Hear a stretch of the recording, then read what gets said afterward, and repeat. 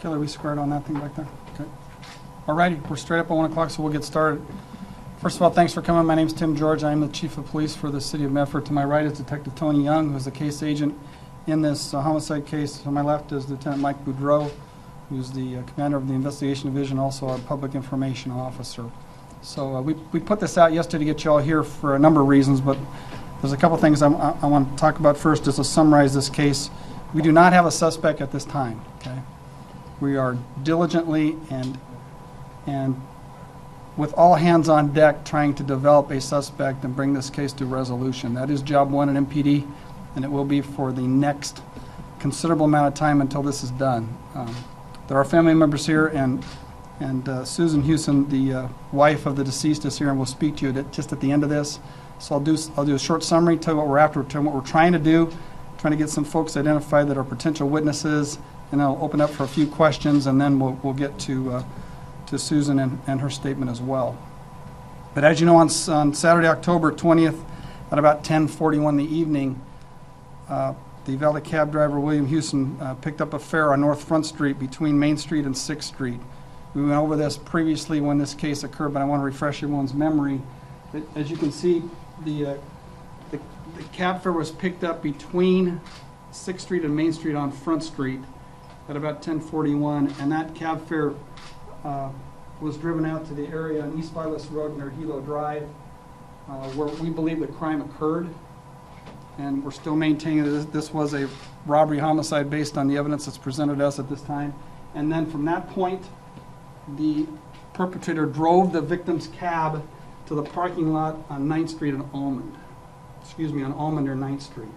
You can see it's between Main and 9th on Almond Street, and a parking lot that's used for a variety of reasons. That cab was discovered at approximately 5 a.m. by MPD, and it was subsequently processed the rest of that day, late into Sunday evening as well. An additional Crime Stoppers reward has been set up, so this has been out on Crime Stoppers, it's been in the media that there's up to $1,000 reward for information that will lead to an arrest in this case, so that's out there. The family has also advised me that there's another anonymous donor that's put up another $500 for reward money as well, so there's $1,500 out there. What I want to get at right now is at the length of this investigation, where we're at right now with 106 tips to date. Now the tips have started to wane a bit, and we're trying, number one, to increase that information, to increase more tips, but we also have information that we believe is pertinent to potential witnesses in this case. When you're looking at video that we've looked at, because there's a lot of video out there. There's video in just about every retail outlet that y'all are walking into and walking out of. There's also video that's out there from private locations pointing out into the public venue, immediately surrounding their businesses. And this is one of them that we're trying to identify, because the photos that we're showing you here, we're going to give you a copy of the DVD for you folks to take with you. We're also going to show you the DVD up on the screen here in just a sec. But these individuals were within probably an arm's reach, or maybe a little bit longer, maybe the distance of this room or less, from the suspect that got into the cab that night at 10:41 in the evening. So we do not have these people identified. If we could talk to these people, again, potential witnesses, not suspects, potential witnesses, we believe that we could develop additional information to help resolve this case. That's why we're doing this. These people are going to see themselves in some type of media format, and hopefully they come forward and tell us, or someone that knows them is going to come forward and tell us, well, that is so-and-so, or this is so-and-so. So we have some pretty good video stills of who these people are as far as their face and their description. We don't have a name to it, and that's what we're trying to do today. So that is job one for today, is try to get these people identified so we can make contact with them and do some interviews. We're also trying to talk to anyone else that would have been in the vicinity of Front Street between Main and 6th Street between 10 o'clock in the evening and midnight that may have some kind of video, may have some photographs, may have some cell phone stuff. Who knows what they're going to have that might have been out there, or even a visual on information that they may have seen, because the suspect got into William Huson's cab at 10:41 on Front Street between 6th and Main. We can say that, and we've said it. We believe the suspect got into the cab at that point. That was where the fare left from, and he was headed to the area of Central Point, somewhere near East Vilas Road, and the body was discovered on Hilo Drive off of East Vilas Road. So we've narrowed down the time frame, we've narrowed down the location, but we got to narrow down who was right there at ringside and would have seen this subject at that time. So we're looking for that person that got into that cab and that night. These people might be able to help us, and now we got to get these people identified. As I spoke earlier, it's 106 tips, so those tips have been chased out continuously since we've been going on. We're looking for individuals that may have information on this case, and when I'm talking about additional tips, I'm talking about subjects between Saturday night from 10 o'clock at night until Sunday morning that may have been acting suspiciously. And when I say acting suspiciously, it could be a number of things. From a subject that's trying to discard their clothing, to wash their clothing, to a recent handgun possession, to discarding or doing something out of the ordinary, some personal property. There could be a variety of things that I could think that would be suspicious, or a person acting out of the normal that they would normally think, that someone would think that that's a little odd. And that little tiny piece that someone's acting odd or in a way that they normally wouldn't act is the type of information that's going to break this case. I'm convinced of that, and so are the investigators that are working this case. So that's what really chased at this point. Again, the cause of death was a gunshot wound to the head, and the manner of death is homicide. We are holding back some specifics, and I think you have to do that in just about every type of case of this magnitude. We have to hold back certain information to make sure that we have the right person, that we have the right information, that we're chasing the right leads. So we can't lay everything out for you. There's certain things we are going to hold back, and I apologize for that, but that is the way this business is done. So there are some questions we won't answer, and I'm not being rude or trying to dodge anything here. Again, you're going to welcome to take the stills or take the video, and I think we're going to try and pull that up real quick and show that to you, and you can take a look at that right now.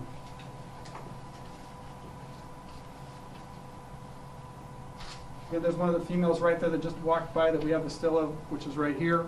Obviously now with the new rules regarding smoking, people that do take a smoke break step outside of a licensed premise to have that smoke, and so you see more people sometimes standing outside than you normally would. That's obviously where this conversation is taking place.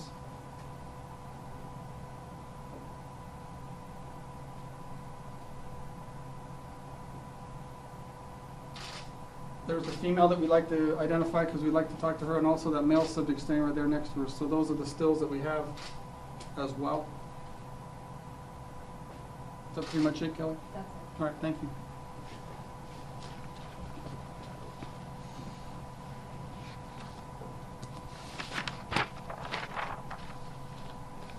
I think the other thing that I want to clarify too, we put out that original description based on one person's view, one person's information. And again, I'm not saying that the information's bad. That's what we had at the time.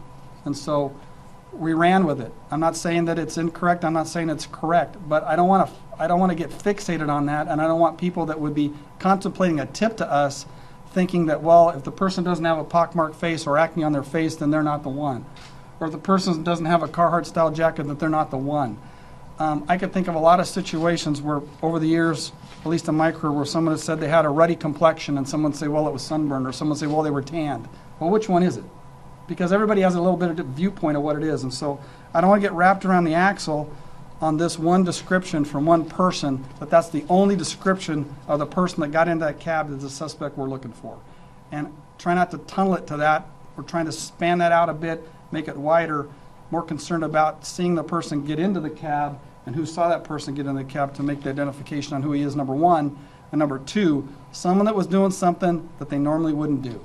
And that is suspicious activity, and that is the business that we are in every day that we work, and the public recognizes that too. If something doesn't look right, normally it isn't. And if someone was doing something unusual that they normally wouldn't do, usually immediately following a time frame or immediately after a time frame, that's what we're after.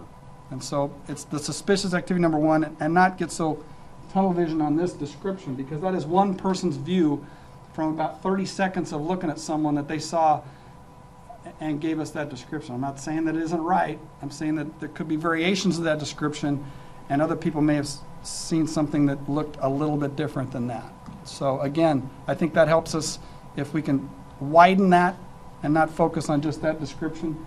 But we put that out early on because that was a person that was up closer than most, and was a person in this particular vicinity that would have seen that and that's why we ran with it at the time.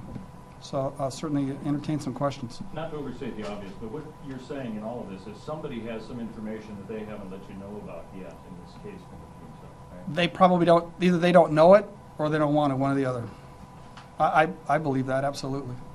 It's out there. We just haven't figured it out yet. Yes, ma'am. What's it like knowing as an investigator that there are people out there who might know something that might help in this case? Well, I think when you get 106 tips and we've chased that out and the tips start to wane, I think the frustration level increases a bit on our end because we still believe that there's information out there that come forward to us. And I think I share the thoughts of everybody that's working this case at MPD. There isn't a case that we want to solve more than this case. And we need that tiny bit of information for us to run with it and chase it so that what may seem unimportant to them may be very important to us. Chief George, it's obvious the public is having some sort of reaction to this case, just given the amount of tips that have come in. If you can talk about the significant number of tips that have come in for this case compared to other cases. It seems like a lot to us, but I don't know how that compares with other cases. Well, I would say that 106 tips is a substantial amount, but now that it's, you know, we're out over a week out on this thing, and the tips have started to wane, I would say that another 100 tips would not be unusual based on what we're doing right here. If this would create another 100 tips, I think we would be in the serious hunt here, because eventually the averages and the numbers are going to wane down, and we're going to get the tip that we want. For every 10 tips that we get, there's probably 2 of them that have what we think is some value to them. We chase every tip, but some of them, like I've said this before, in this business, there's no such thing as bad information. Some information is just better than others. And we have to grade that information as it comes in. There's a lot of back office folks that are looking at the information. There's a lot of investigators that chase every tip. And it could be something totally off the wall that we still chase anyways, but there's a bunch of it out there. So to answer your question, another 100 tips would really be a shot in the arm to us. And I don't think 106 tips is enormous, but it's certainly substantial in the time frame that we got them. And at this point, do you have any clue as to whether Huey knew the attacker or whether it was kind of a random? At this point, we don't have information either way. We don't have information either way. And how close, I know you won't reveal if you do have persons of interest or whatever, how close are you to possible suspect or persons of interest, or are you close at all? We don't have one. We don't have one. We've chased folks that we thought were possibles based on information we received, and that turned out to be negative. So we've gotten our hopes up, our hopes down, and our hopes in between. And we're right back in the in-between mode again. So we don't have that information. We're not on the verge right now. Yes? Which business was this from, the video from? Howie's. And again, these people are standing right in front of, in fact, I think that's one of the stand-up ashtrays right in front where the people smoke by. So again, you'll have stills, you'll have your own copy of that if you want it. Yes, sir. Just to clarify, you don't know who these people are, or you know who they are, but you don't know where they are? We do not know who they are. Chances are they're going to see themselves and they're going to self-report to us who they are, so we can immediately go talk to them. If they don't self-report to us, we want someone else to tell us who they are. These people aren't hiding from us. They're not running from us. We're trying to find them. So this isn't any type of a scam on our part to try and wiggle our way into something. This is straight up video from the retail outlet. This taxi cab was right here. Within, you could probably reach out and grab it as it's just down the sidewalk right there as the driveways for the bank underground parking are there. The cab is pulled right up there. So they are very close to where this happened.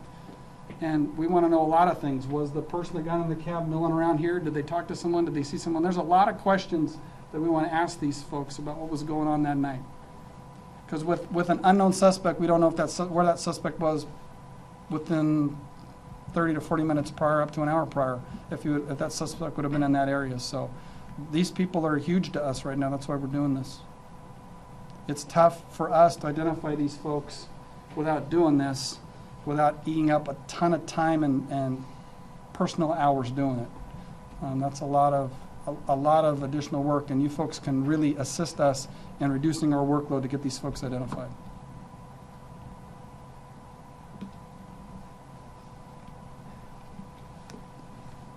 Does that end on the question side? So I invite Huey's wife, Susan Huson, to come up because she wants to say a few words on behalf of the family.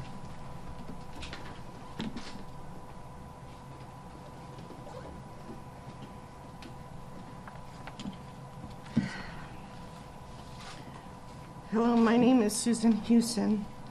I am the wife of William Huey Huson, who was murdered on October 20th in Medford. My husband Huey was a kind, gentle, hard-working man that did not deserve to be taken away from his family in such a violent way. My heart breaks when I think that the last time I spoke to him was to wish him a happy birthday and tell him how much I loved him. And he reciprocated and told me how much he loved me. I was the last person to speak to him alive, besides the person that took him. I never dreamed that would be the last time I would get to hear his voice. And it deeply hurts me that someone decided to do this, non-thinking of the amazing person he was. I am begging the public for information that will bring my husband's killer to justice. I believe there is someone out there that has information that will solve this case. I also believe that any information, no matter how minor or insignificant you think it might be, it could be the piece that solves this case, or this senseless crime. And I just ask anybody that has any information to please come forward. Please help stop this person before they take another family's loved one. Thank you.